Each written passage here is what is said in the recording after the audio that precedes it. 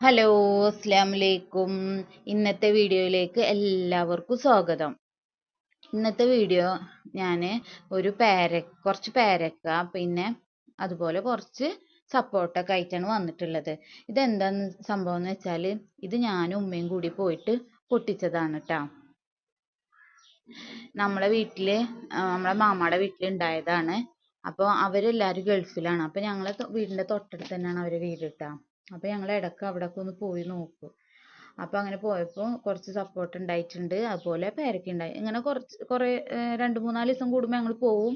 എന്നിട്ട് ഒക്കെ പൊട്ടിച്ചിട്ട് വരും. അല്ലെങ്കിൽ ഒക്കെ കിളികളും ഒക്കെ കൊത്തിയിട്ട് നാശമായി പോവുകയാണ് കേട്ടോ.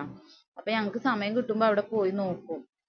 എന്നിട്ട് ഇങ്ങനെ പൊട്ടിച്ചിട്ട് കൊടുന്നേക്കാറാണ് കേട്ടോ. എന്നിട്ട് നമ്മൾ അടുത്തുള്ള വീട്ടിലത്തവർക്കൊക്കെ കൊടുക്കും. അതുപോലെ പഴങ്ങളൊക്കെ ഉണ്ടായി കഴിഞ്ഞാലും ഞങ്ങൾ ഇതുപോലെ പൊട്ടിച്ച് കൊടുന്നേക്കും.